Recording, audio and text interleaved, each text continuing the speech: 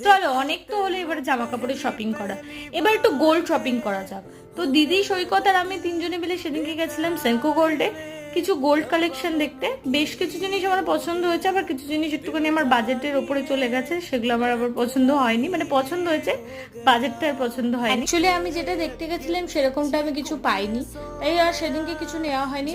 তো সেখান থেকে এসে খালি মুখে তো আর বাড়ি ফিরবো না, তাই জন্য ওখান থেকে সোজা আমরা চলে গেছিলাম কাবাবের দোকানে। সৈকত আর আমি তো মাংস বুঝি কাবাব খাবো, সেটা কথা, কিন্তু দিদি কি খাবে সেটা নিয়ে আমরা চিন্তায় পড়ে গেছিলাম, কারণ ও তো মাংস খায় না, আর কোনো রকম মাংসই খায় না, মাছ খায়। তো সৈকত দিদির জন্য পাশে একটা দোকান থেকে ফিশ বাটারফ্রাই এনে দিয়েছিল। তা আমি দিদিকে এটাই বলছিলাম, কিছুই খাস না, তোর দ্বারা কিছুই হবে না। সোদপুরে যারা থাকো অবশ্যই স্বদেশের সামনে এই কাবাবের দোকানটা মাস্ট ভিজিট করো, সত্যি দারুণ খেতে।